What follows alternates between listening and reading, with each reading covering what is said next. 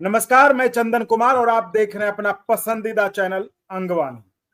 देश भर के तमाम सरकारी कर्मचारियों के लिए ये आंख खोल देने वाली खबर है। ये खबर उन लोगों के लिए भी है जो अभी नौकरी में नहीं गए हैं, नौकरी में जाने वाले हैं। ये कहानी है 35 साल के संघर्ष की।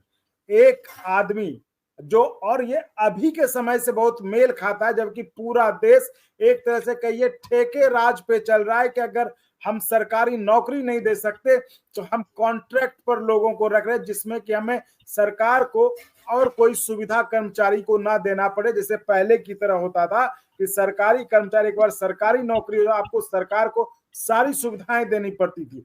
उस चीज से बचने के लिए सबसे पहले कुछ राज्य सरकारों ने एक नायाब तरीका खोजा कि कैसे हम अपनी जिम्मेदारी से मुक्त हो जाएं, तो उन्होंने कर्मचारियों को ठेके पर रखना शुरू किया, एक फिक्स्ड अमाउंट देकर कि और बाकी हमारी कोई जिम्मेदारी नहीं, पेंशन वेंशन हमें कुछ नहीं करना, बस आपको एक फिक्स अमाउंट दे दिए और आपकी नौकरी हो गई, आप नौकरी करिए।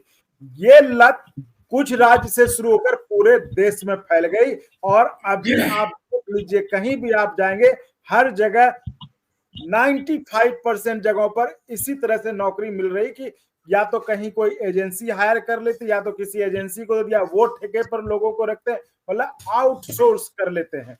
और नतीजा क्या होता है, जो देश के नौजवान हैं जिनको नौकरी की जरूरत होती है, जिनको एक सोशल सिक्योरिटी की जरूरत होती है, उससे वो वंचित रह जाते हैं। तो आज हम आपको इस वीडियो में राजस्थान के उस शख्स से मिलवाएंगे जिसने 30 से 35 साल की लड़ाई लड़ी। 1970 में उनके पिताजी का देहांत होता है। अब देखिए 70 तक 72 तक कोई कानून नहीं था जो आप कहते हैं अनुकंपा के आधार पर नौकरी मिलती है।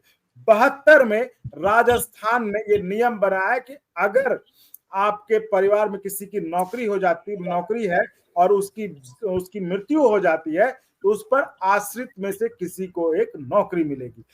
अब चूंकि राजस्थान के इन शख्स की जिनकी मैं बात कर रहा हूं, उनके पिताजी की मृत्यु 1970 में हुई थी, तो इनको नौकरी नहीं मिली क्योंकि ये फैसला, ये सरकार का नियम 1972 में मिला। 17 साल बाद जाकर 1989 में राजस्थान सरकार ने यह फैसला लिया कि 72 से पहले भी जिनकी मौत हुई है, अगर वो सरकारी कर्मचारी हैं तो उनके आश्रितों को नौकरी दी जा सकती है कंपनसेटरी ग्राउंड पे, जिसको आप अनुकंपा के आधार पे कहते हैं। रास्ता साफ हो गया। लेकिन सरकारी पेच समझिए, पता नहीं सरकारों को क्या दर्द होता है। राजस्थान के उस शख्स को तब भी नौकरी नहीं मिली।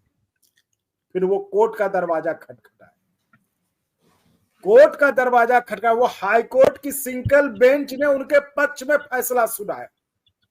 राजस्थान सरकार उनके खिलाफ फिर से याचिका डाली और फिर ये मामला डबल बेंच में गया। राजस्थान की डबल बेंच, हाईकोर्ट की डबल बेंच ने फिर उस शख्स के हक में फैसला सुनाया। सरकार फिर सुप्रीम कोर्ट चली गई कि नहीं देना है नौकरी। आखिरकार सुप्रीम कोर्ट से उनको फिर जीत मिली।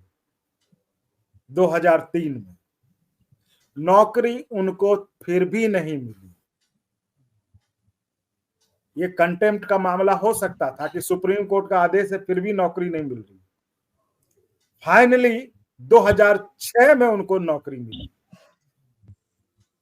फिर देखिए सरकारी पे जो वो कॉन्ट्रैक्ट वाला, जो 2006 में राजस्थान सरकार ने आदेश निकाल दिया कि अब जो कर्मचारी आएंगे उनको एक फिक्स्ड अमाउंट दिया जाएगा, बाकी कोई सुविधा नहीं दिया जाएगा। कोई सरकारी कर्मचारी की तरह जो आपको पेंशन होता है, हेल्थ होता है, जो भी सुविधा है, वो आपको कुछ नहीं मिलेगा। एक फिक्स्ड अमाउंट उस समय 3000 था कि ये आपको मिलेगा और आप काम करेंगे। लेकिन वो शख्स चूंकि उस समय से शुरू से उनको लड़ने की आदत हो, फिर वो कोर्ट गए। कोर्ट में लड़ाई चली, बहस सब पूरा हो गया, फैसला आने वाला है। अब उनको फैसले का इंतजार है। तो हम आपको मिलवाते हैं राजस्थान के गोपाल कुमावत जी से, गोपाल जी और विनोद कुमार जी से, जो हमारे साथ जयपुर से जुड़े हैं। गोपाल जी, विनोद जी, बहुत स्वागत है आप दोनों का। बहुत बहुत धन्यवाद सर, आपने बेहतरीन मुद्दे को आज। गोपाल जी, बड़ी कहानी आपकी, मतलब सुन के ही लगता है कि कोई भी एक आदमी सिस्टम से कैसे लड़ सकता है। आप उसकी जिंदा मिसाल हैं कि 35 साल से आप लड़ाई लड़ रहे हैं। और साथियों, मैं एक बात ये बताऊंगा कि अब इन्होंने हार कर, लड़ाई तो लड़ रहे हैं लेकिन हार कर बीआरएस ले लिया है। ये है सरकारी सिस्टम की कहानी। आगे अब गोपाल जी हमारे साथ जुड़ चुके हैं, विनोद जी जुड़ चुके हैं। गोपाल जी खुद बताएंगे। गोपाल जी, अपनी कहानी बताइए थोड़ा। 2015 में हाईकोर्ट में जो है ये गवर्नमेंट की नोटिफिकेशन जो था 2006 वाला, उसको क्रैश किया। उससे पहले नौकरी लगने के लिए मुझे बहुत ज्यादा मतलब जो है परेशानियों का सामना करना पड़ा। जब हाई कोर्ट का जो सिंगल बेंच का फैसला आया तो मैं कम से कम महीने 1.5 महीने तक चीफ ऑफिस, सेक्रेटरीट इनके चक्कर लगाता रहा। उसके बाद गवर्नमेंट को पता नहीं क्या चाहिए, डबल बेंच में अपील कर दी। डबल बेंच में फिर से मैंने मेरी नौकरी के लिए मैंने एप्लीकेशन वगैरह मूव करी। फिर मैं सेक्रेटरीट गया, फिर मैं हमारे विभाग के चीफ ऑफिस गया, तो खूब चक्कर लगाए। गवर्नमेंट को फिर पता नहीं क्या चाहिए, कौन इनको सलाह देने वाले थे अफसरों को कि भाई इस मामले को जो है सुप्रीम कोर्ट में चैलेंज करो। सुप्रीम कोर्ट में गवर्नमेंट गई तो मेरे वकील ने मुझे कहा भाई सुप्रीम कोर्ट में और पैसा फीस लगेगी। अब मेरे पास इतनी फीस थी नहीं सुप्रीम कोर्ट में केस लड़ने के लिए। मैंने फिर मेरे वकील को बोला भाई मुझे अब केस नहीं लड़ना, तो मेरे पास मेरे राजयोगी नहीं है। फिर बाद में गवर्नमेंट जो है सुप्रीम कोर्ट में गई, लेकिन due to delay supreme court में उनकी जो अर्जी 2003 में खारिज हो गई। जब 2003 में उनकी अपील खारिज हुई तो मुझे पता लगा डिपार्टमेंट से कि भाई गवर्नमेंट हार गई है और अब आपको नौकरी दी जा सकती है। तो फिर मैंने 2004 में जो है फिर से मैंने एप्लीकेशन लगाई। मैंने जो है मेरी पुलिस इंक्वायरी वगैरह, हेल्थ वगैरह की मेडिकल रिपोर्ट वगैरह सब बनाकर मैंने दे दी। फिर भी मेरी नौकरी लगी। मैंने खूब चक्कर लगाए, इतने चक्कर लगाए, कोई शख्स नौकरी लगने से पहले इतने चक्कर लगा नहीं सकता पूरी नौकरी में। रिटायरमेंट और इतने चक्कर मैंने लगाए वहां पे। फिर मेरे को ध्यान है कि जून के अंदर, जब मेरी 8 जून को मैंने ज्वाइन किया, उससे पहले करीब 3 या 4 जून पर मेरे पास गवर्नमेंट की चिट्ठी आई कि भाई आपको जो है 3000 मासिक पारिश्रमिक के तौर पे फिक्स पेमेंट पे आपको नौकरी दी जाती है। लेकिन ये नौकरी भी मुझे कब दी गई, जब मैंने सुप्रीम कोर्ट की अवमानना का केस दायर करने की इनको लिखित में धमकी दी ना, तब जाकर के मेरी नौकरी लगी, नहीं तो वो तो दे ही नहीं रहे। तब जाकर के करीब जो है फिर मैंने 8 जून 2006 को मैंने 3000 रुपये मासिक पारिश्रमिक पे मैंने ये नौकरी हासिल करी। लेकिन इसमें भी कोई पीएल वगैरह नहीं, कोई और दूसरी सुविधा नहीं, लेकिन कर ली नौकरी जैसे तैसे करनी थी।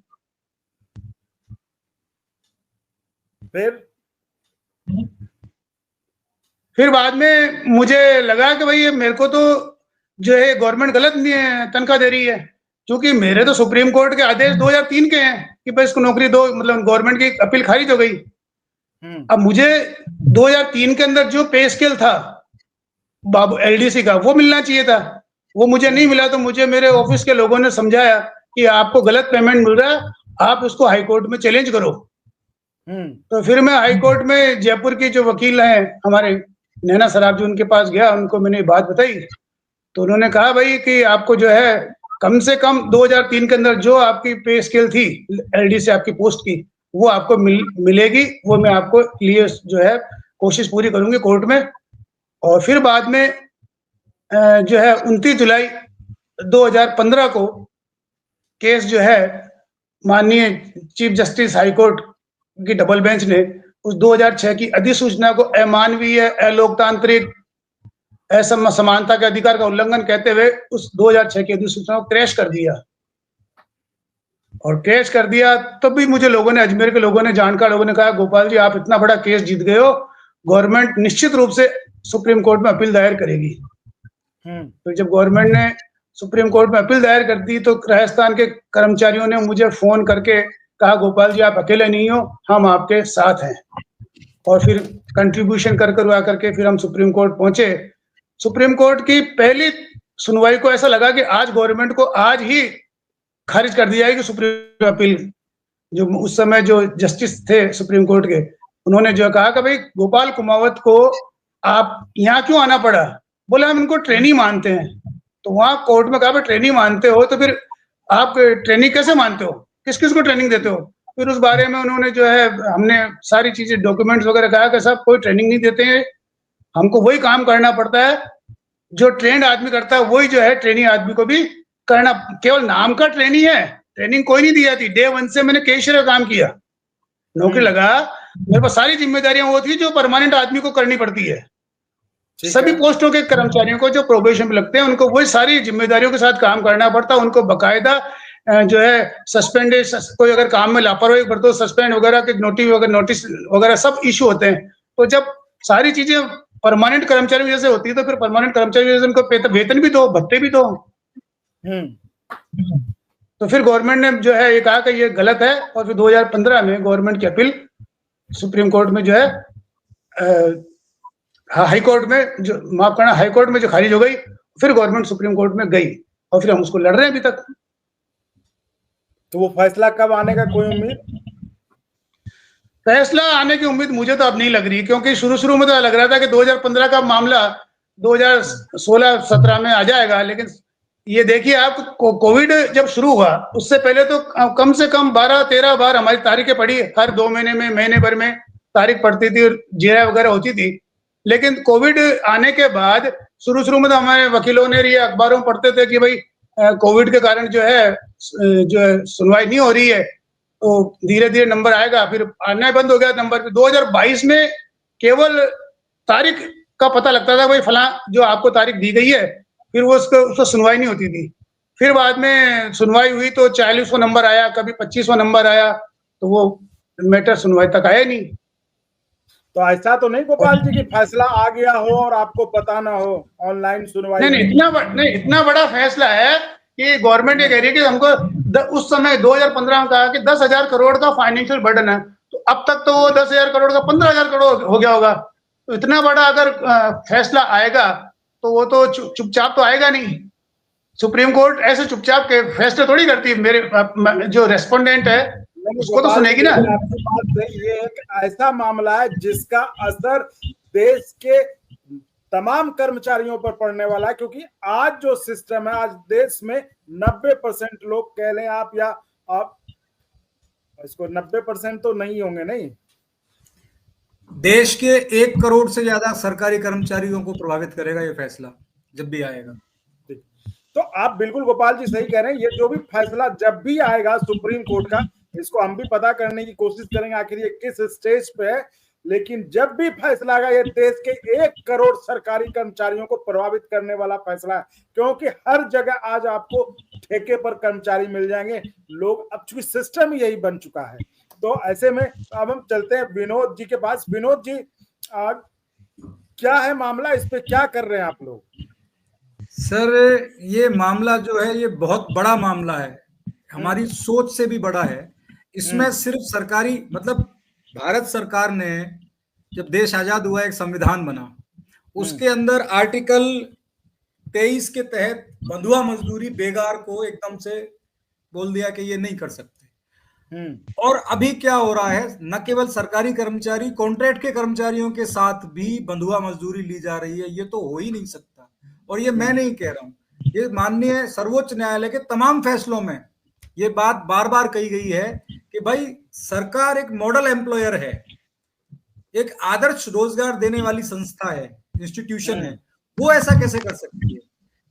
ये माननीय गोपाल कुमावत जी का जो फैसला आया था डीवी में, खुद सीजेआई साहब थे, सुनील अम्बानी साहब और वीरेंद्र सिंह सराधना साहब, इन दोनों की बेंच ने पूरा इसको बहुत सारे इसमें अपने तथ्य रखे तमाम सुप्रीम कोर्ट के, माननीय सुप्रीम कोर्ट के फैसलों के आधार पर, और उन्होंने इसको आर्टिकल 14, 16, 21, 23 और डायरेक्टिव प्रिंसिपल ऑफ स्टेट जो भारत का आर्टिकल 38 है संविधान का, उसके तहत उल्लंघन दोषी माना।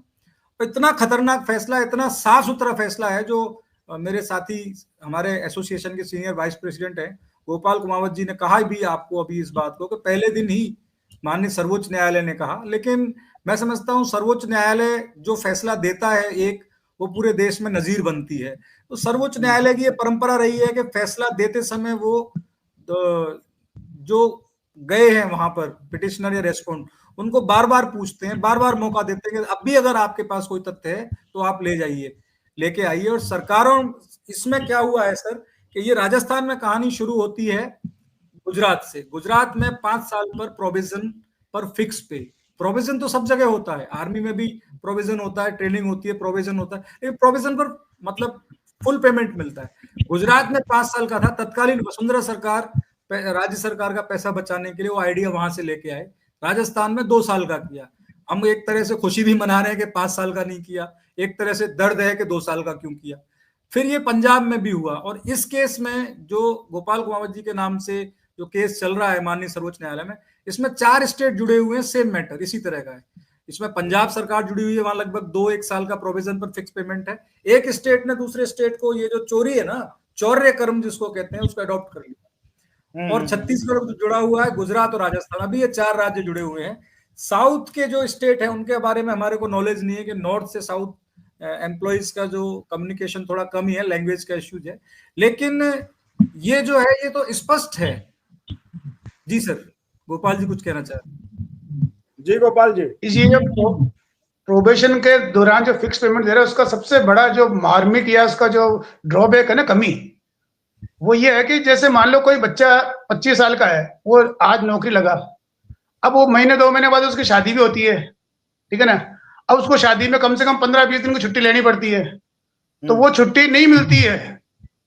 अरे भाई, उसको छुट्टी पीएल तो दो, जब उसकी बाद में काट लेना, लेकिन 2 साल तक पीएल सैंक्शन ही नहीं होती उसकी। अगर उसको नौकरी छुट्टी लेनी है, चंदन सर, हाँ, तो आपको अगर उसको छुट्टी लेनी है, चंदन सर, अगर उसको छुट्टी लेनी है तो उसका प्रोबेशन, मतलब उसकी छुट्टी कटेगी और प्रोबेशन 15-20 दिन आगे बढ़ेगा 2 साल के बाद। ये सबसे बड़ा कमी है। ये भी है, जैसा गोपाल सर बता रहे हैं, ऐसे 15 इश्यू हमने नोटिफाई किए हैं, 15 तरह की असुविधाएं हैं। एक तो प्रोविजन पर फिक्स पेमेंट मिलेगा, और तमाम न्यायालयों ने जो है उसको ये कहा है कि भाई जीवन जीने का अधिकार जो है वो इस केस में जुड़ा हुआ आर्टिकल, जब उसको नौकरी में जीवन जीने लायक सैलरी नहीं मिलेगी। दूसरा, कोर्ट ने ये भी कहा कि भाई वेतन आयोग जो है, भारत सरकार का जो वेतन आयोग है, उसमें कभी भी किसी स्टेट ने रिप्रेजेंट नहीं किया कि हम प्रोविजन पे रखेंगे। उसके बाद राज्य सरकारों के वेतन कौन तय करता है? सरकार तय नहीं करती। इस देश में वेतन 1, 2, 3, 4, 5, 7वां वेतन आयोग लगा है। 8वीं की तैयारी हमें उम्मीद है कि शायद हो के नहीं हो, लगता नहीं कि केंद्र सरकार 8वां वेतन आयोग देगी जो पॉलिसी रही है। वेतन आयोग तय करता है किसका कितना वेतन रहेगा, कितना उसको मिनिमम रिक्वायरमेंट है। तो माननीय डीबी ने इसका फैसला दिया पुराने सुप्रीम कोर्ट के आदेशों के आधार पे। उसमें जजेस के भी एसोसिएशन के फैसले के हवाले दिए, लोगों को मिल जाएगा गोपाल कुमावत जी के नाम से डीबी में, अगर इस केस को ढूंढेंगे तो। उन्होंने उसमें स्पष्ट कहा कि भाई जब सरकार का मतलब ही नहीं है ना, वेतन तो वेतन आयोग तय करता है, और वेतन आयोग ने किसी ने भी तय नहीं किया कि आप प्रोविजन पर फिक्स, फिर आप कैसे कर रहे हो? माननीय न्यायालय ने जोधपुर में इतने बढ़िया बढ़िया बातें उसमें कही हैं, लेकिन शायद हमारी कमी है, पर आप संयोग से मिले चंदन जी, इस वीडियो जो लोग सुनेंगे, जो जरा भी समझेंगे, क्योंकि मैं फॉलो कर रहा हूं आपको ओल्ड पेंशन स्कीम पे, और आपका चैनल विदाउट मतलब किसी तरह की फाइनेंशियल सपोर्ट के बिना आप अपनी मेहनत से मुद्दों पर समझ रखते हैं, और जिनके मुद्दों को कोई नहीं उठाता। कॉर्पोरेट मीडिया, आप समझ रहे हैं, मैं ज्यादा नहीं कहना चाहूंगा, मीडिया के साथी कहेंगे कि भाई हम तो मजबूर हैं, हम तो रिपोर्ट नीचे से भेजते हैं, ऊपर वाला कट कर देता है जिसको पैकेज मिल रहा है। दूसरा, इसमें 15-16 तरह की चीजें मैंने नोट की हैं। एक तो जीपीएफ नहीं मिलता, जनरल प्रोविडेंट फंड 2 साल के लिए, स्टेट इंश्योरेंस नहीं है। अगर विनोद जी, बिल्कुल इस पर हम चर्चा जारी रखेंगे और क्रमवार ढंग से जारी करेंगे, और हम सुप्रीम कोर्ट से भी इस मामले को, आपके जो वकील होंगे यहाँ पर, उनसे बात करके इस पे और जानकारी लेने की कोशिश करेंगे, आखिर ये मामला फंसा कहाँ है, इसमें क्या स्टेटस इस केस का, क्योंकि इस फैसले का असर पूरे देश के कर्मचारियों पर, पूरे देश के लोगों पर पड़ने वाला है। कर्मचारी तो छोड़िए, जो नए युवा अब नौकरी पे जा रहे हैं वो भी तो इसी पे जा रहे हैं। तो इसलिए हमने इस मुद्दे को उठाना चाहा। और सलाम है गोपाल कुमावत जी के हिम्मत को कि आदमी ने देखिए वीआरएस ले लिया लेकिन लड़ाई नहीं छोड़ी। अभी तक वो जयपुर, राजस्थान से लेकर सुप्रीम कोर्ट तक लड़ाई लड़ रहे हैं। तो हम उनको उनकी लड़ाई में, चूंकि उनकी लड़ाई जेन्युइन है, उनकी लड़ाई वाजिब है, उस लड़ाई में हम उनको सफलता की शुभकामना देते हैं। और इस चर्चा को हम जारी रखेंगे आगे और भी नए तथ्यों के साथ। तो आप दोनों मेहमानों का बहुत बहुत धन्यवाद जुड़ने के लिए इस चर्चा में। और साथियों, इसी तरह आप चैनल को लाइक, शेयर, सब्सक्राइब करते रहें और संभव हो तो ज्वाइन भी करिएगा, जिससे हमें आपके लिए आपके मुद्दे उठाने में और मदद मिले और अच्छे से हम उसको उठा पाएं। तो बहुत बहुत धन्यवाद जी। धन्यवाद चंदन जी। धन्यवाद साहब। और अगर आपको अच्छा लगा तो एक बार और आपको मैं कहना चाहूंगा कि आप इसको प्लीज सब्सक्राइब और शेयर करते रहें ताकि हमारा भी मनोबल और सपोर्ट बना रहे।